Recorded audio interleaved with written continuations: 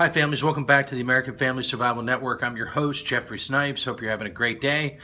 This article comes to us from Bank of America, from Zero Hedge. And BofA, Bank of America, says it has found evidence of an imminent recession. This was by Tyler Durden. As Bank of America's Savita Subramanian writes in an overnight note titled, Is it about time for a recession? While the bank's economists do not officially predict a recession in the coming year, instead forecasting slow and steady growth in the U.S., the strategist admits that over 7 years and more than 270% into this bull market, one wonders how much longer this cycle can last. While BofA writes that it has not yet found a model that accurately forecasts recessions, and even if we did, not all recessions result in bear markets, in examining some of the bank's favorite indicators' recent trends, it has found evidence for an imminent recession. It adds that while the range of signals is wide, in aggregate, they do suggest that if data were to continue to weaken in line with the recent pace, history would point to a recession in the second half of 2017. Admittedly, other macro indicators such as consumer confidence and initial jobless claims still point to healthy growth, but historically, equity returns have been strongest prior to the peak in building permanent issuance growth, 2012 in this cycle. And the probability of a bear market has been high when the yield curve was inverted, not until 2018 based on the trend. How did BofA determine that a recession is imminent? Here is its explanation. What if current trends persist? We choose 5 micro indicators and determined what levels tended to coincide with historical recessions and bear markets.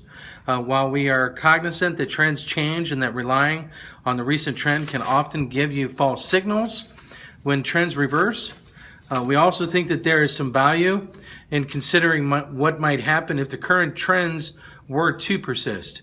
In this exercise, we extrapolated the trends over the last few years in an attempt to estimate when the recessionary thresholds will be breached. In this scenario, the range of potential recession start dates implied by these models was as early as July 2016, as far off as April 2019, with an average start date of October 2017. If BofA is right, and if a recession is coming, does that mean that a bear market is imminent? As Subramanian explains, not every bear market coincides with the recession, but the most painful ones do. Standard & Poor's identifies 13 bear markets since 1928, of which 10 have coincided with U.S. recessions. The expectations were 1961, 1966, and 1987.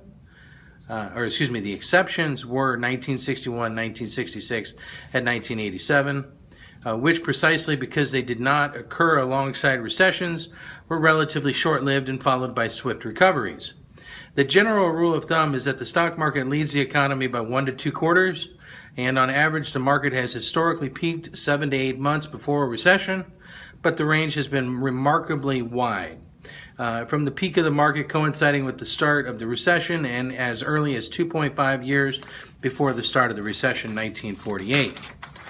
Okay, furthermore, not every recession comes with a bear market, especially the short ones. There were several recessions where the market declines have been modest.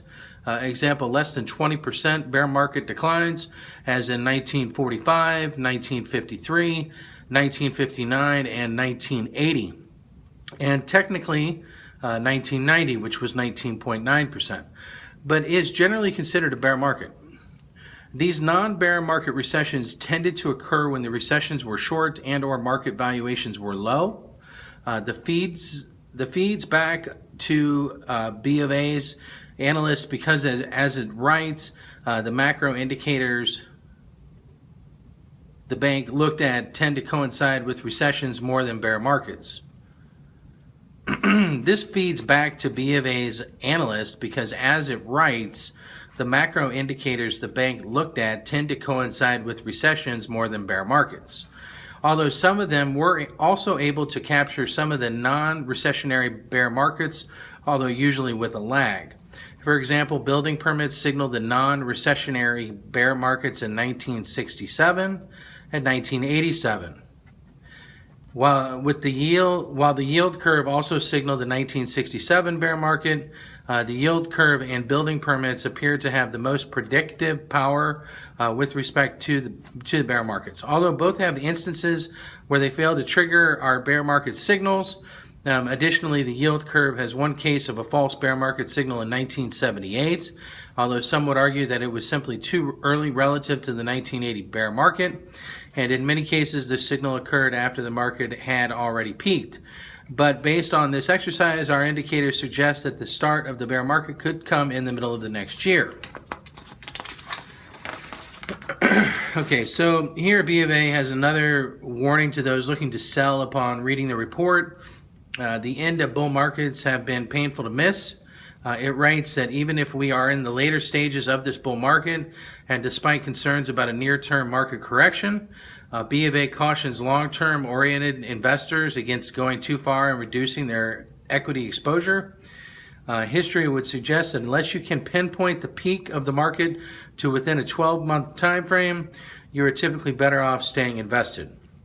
Some of the best returns often come at the end of bull markets, and these gains are usually enough to offset the subsequent losses. Over the last 80 years, the minimum equity market returns achieved in the final 2 years of a bull market were 30%, with median returns of 45%, versus 17% preceding the August peak. Returns preceding the 1937 and 1987 peaks were particularly strong, 129% and 93% respectively. The returns in the last 2 years have averaged over 40%, and the total returns of the cycle, similarly, the lowest returns achieved in the last 12 months of a bull market were also impressive at 11%, with median returns of 21%. These robust returns suggest the opportunity cost of selling too early is quite painful. Putting all of the above in context, one should recall that both the current business cycle as well as the 270% bull market are entirely creations of central bank liquid generosity. Exactly. QE, my friends. Which is why it is safe to say that as of this moment, the world finds itself in uncharted territory. It also explains why, if Bank of America is right and a recession may be imminent, then there have been substantial hints by both central and commercial banks, not to mention economists, that the next step by the Fed may be to buy equities outright. In that case, the outcome may be a pinnacle in paradoxes. A crashing global economy as stocks rise to new all-time highs. Folks, this just goes to show you that the traditional methods for determining stock market performance are I don't think as relevant as they were in previous times. We're in a market condition right now that is so rigged on so many levels that to use historical data to try to determine what's going to happen, I think doesn't work, because we've never been where we are right now. We're in a completely fake economy, which has been proven by many economists, mostly alternate media economists that aren't featured on the mainstream media. Because mainstream media doesn't want to push that narrative, because they're run by the system that is rigging the system. So anyway, I'm not a financial expert. Please don't take this as advice to invest or not invest. I need to let you know that I have no qualifications, so I'm not telling you what to do. I'm just giving you information as I see it as a guy on the street. This is just for informational purposes, and folks, please go to the AmericanFamilySurvivalStore.com for all your family's emergency and survival needs. And remember, protect and safeguard your family. Fear not, and God bless. Thank you so much. Have a great day.